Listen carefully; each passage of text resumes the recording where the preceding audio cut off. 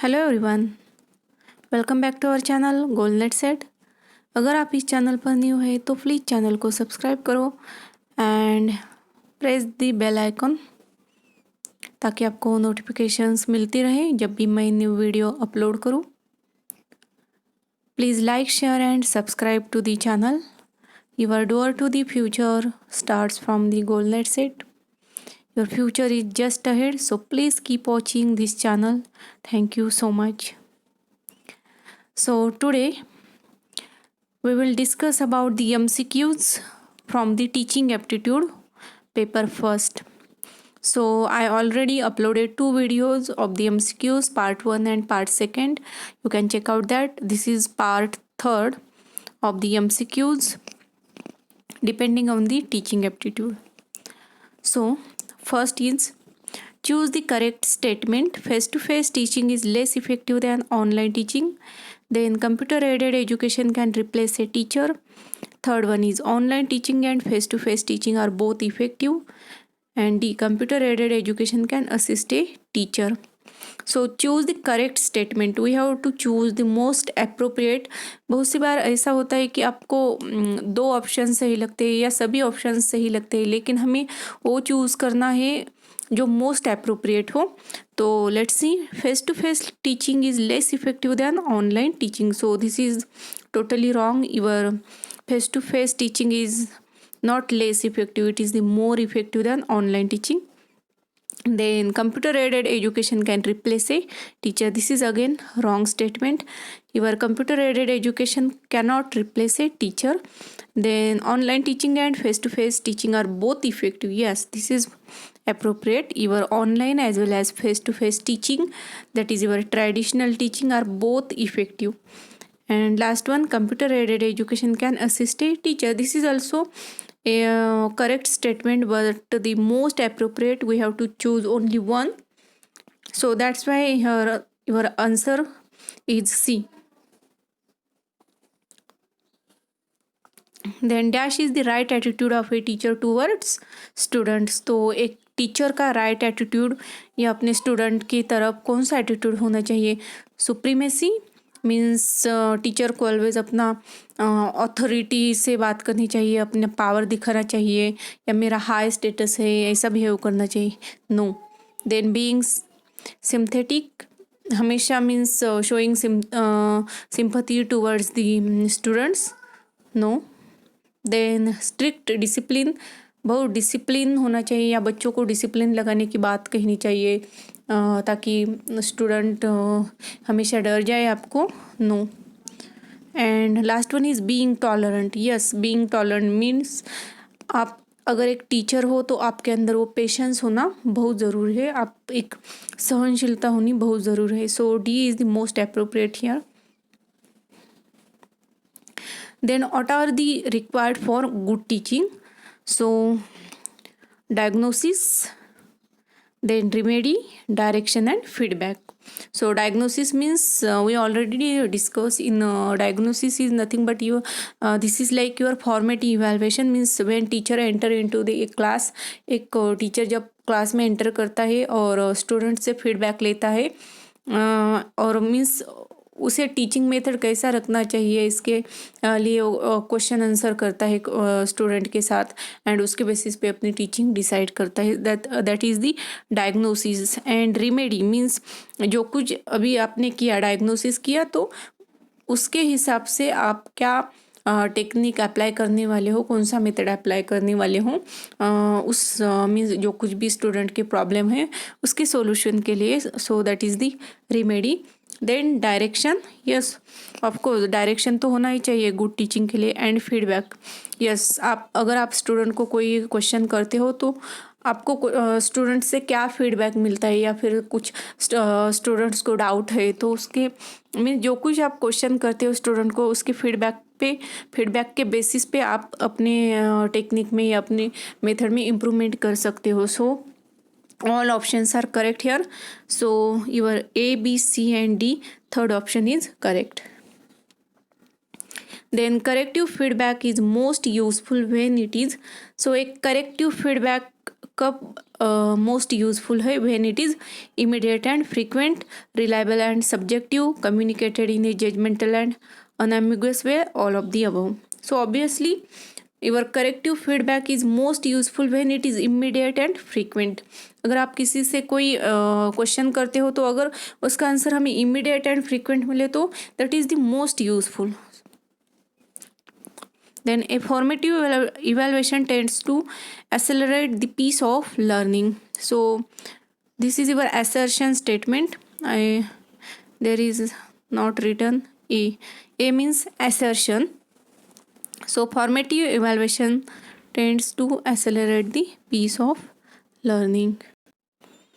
ये यहाँ पे आपका assertion का statement है and your reason is as against summative evaluation, formative evaluation is highly reliable. So your reason is here false. Your formative evaluation is not highly reliable than the summative evaluation because your summative evaluation is the highly reliable. Means जो कुछ भी आपका future है it depends on your summative evaluation. At the end of the course जो कुछ आपका evaluation होता है that is your summative evaluation and on that basis, on that evaluation you can take the admission in new college or in institute.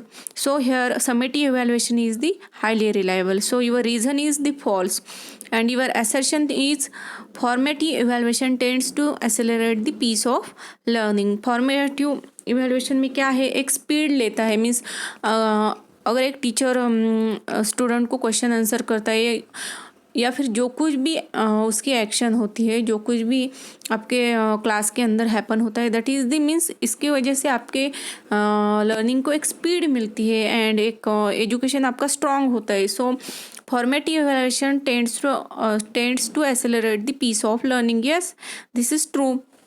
So your assertion is true and reason is false. So here is your option C. Your assertion is true but R is false.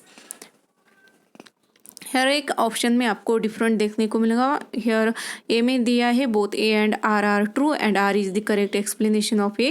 This is not correct क्योंकि यहाँ पे आपका A true है and R false है, लेकिन यहाँ पे both are A and R true दिया है. So this is false and then both A and R true but R is not the correct explanation of A. This is also wrong because यहाँ पे A true है and आपका reason false है. Then A is true but R is false. Yes, this is correct because आपका assertion true है and आपका reason false है. And last one is A is false but R is true. No, your A is here true. So that's why your correct answer is C, option C. Then MOOC stands for, we already know MOOC stands for Massive Open Online Course, that is the option A is correct here. Then SWAYAM stands for Study Webs of Active Learning for Young Aspiring Minds, option A is the correct answer. Then a teacher never gives answer herself. एक suppose एक classroom है तो student अपने आपसे कभी भी answer नहीं देता. She encourage her student to suggest answer. वो टीचर क्या करती है, स्टूडेंट को एनकरेज करती है आंसर देने के लिए. Have group discussion and adopt collaborative learning. वो ग्रुप डिस्कशन करती है एंड एक कोलैबोरेटिव लर्निंग करती है. This approach is set based on the principle of. So this approach is based on the principle of readiness to learn, active participation, proper organization of instructional material या फिर setting a good example and being a role model. So obviously this is the example of active participation. means अगर आप classroom में quizzes वगैरह कर रहे हो या फिर गेम्स के थ्रू कुछ बच्चों को सिखा रहे हो या फिर डिफरेंट एक्टिविटीज़ के थ्रू बच्चों को सिखा रहे हो, so that is the active participation. So active participation is the correct answer. Then arrange the following teaching process in order. So यहाँ पे आपको एक सीक्वेंस दिया है ऊपर नीचे रैंडमली और आपको क्या करना है, एक करेक्ट टीचिंग प्रोसेस यहाँ पे आपको वो सीक्वेंस लगाना है. सो यहाँ पे दिया है first relating the present knowledge with the previous knowledge. तो this is not the correct sequence. Means आप क्लास में जाते ही आप स्टूडेंट का नॉलेज नहीं चेक करोगे या फिर सेकेंडरी टीचिंग नहीं करोगे, इवैल्यूएशन बाद में नहीं कर सकते. सो the correct sequence should be पहले क्या करोगे आप, जब भी एक स्टूडेंट का एग्जाम्पल लेते हैं या फिर टीचर का, तो अगर टीचर का एग्जाम्पल लेते हो पहले वो स्टूडेंट को क्या सिखाना है उसके गोल के हिसाब से वो टीच करता है, या फिर अगर स्टूडेंट अपना गोल डिसाइड कर रहा है तो उसे उसका क्या ऑब्जेक्टिव है, क्या गोल्स है, ये फॉर्मेट करता है. So that is the option 4 is the first.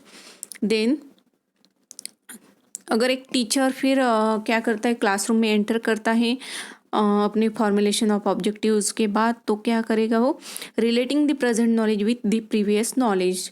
जो कुछ भी वो टॉपिक पढ़ाने जा रहा है तो उसका वो क्या चेक करेगा, उसके बारे में बच्चों को कितना पता है.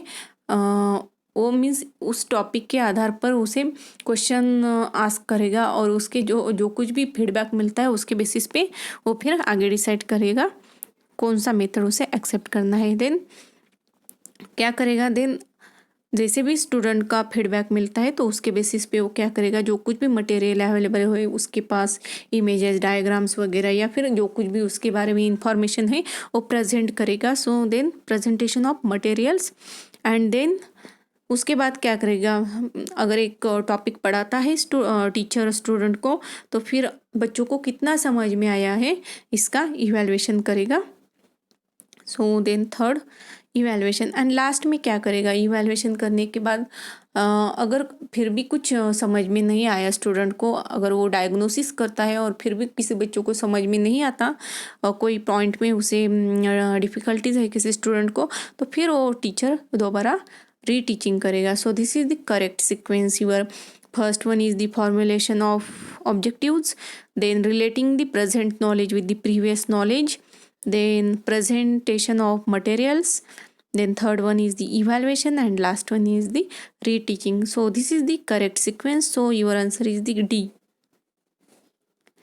Then Swayam is a portal for promoting high quality education, then improving access to high quality education. This is correct. Your Swayam improve the access to high quality education and telecasting high quality educational content free of charge. This is also feature of Swayam. So that is the both B and C are the correct. So your D option is the correct here.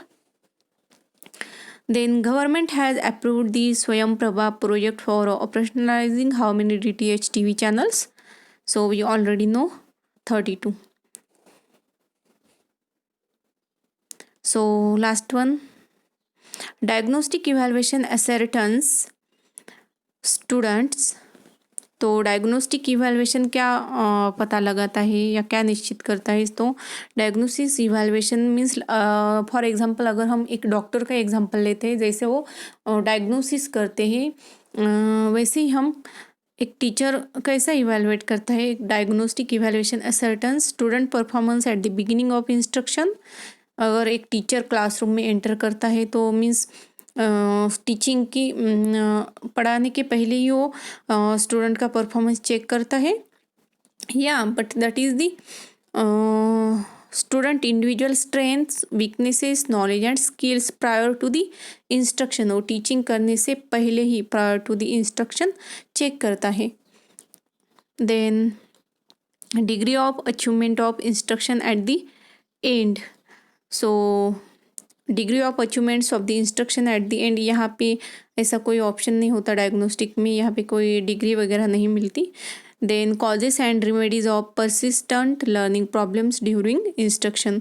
तो यहाँ पे diagnosis के बारे में जो कुछ भी student के क्या फीडबैक आते हैं उसके फीडबैक पे जो कुछ भी मीन्स उसके बेसिस पे टीचर उसे सॉल्यूशन देता है, अगेन मीन्स उसे इम्प्रूव करता है एंड मीन्स लर्निंग के प्रॉब्लम को सॉल्व करता है. So this is also happens while diagnostic evaluation. So your option B and D is correct here.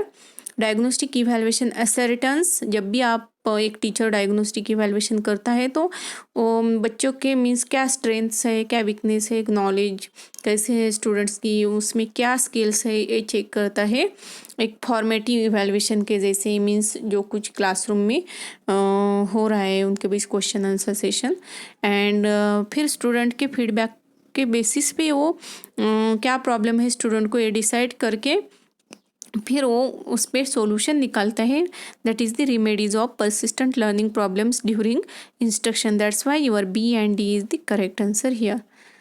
Then Swayamprabha. Swayamprabha, what is the Swayamprabha? Telecasting educational content, online MOOC course. Yes, this is online MOOC course, and as well as telecasting. Swayam telecasting the educational content.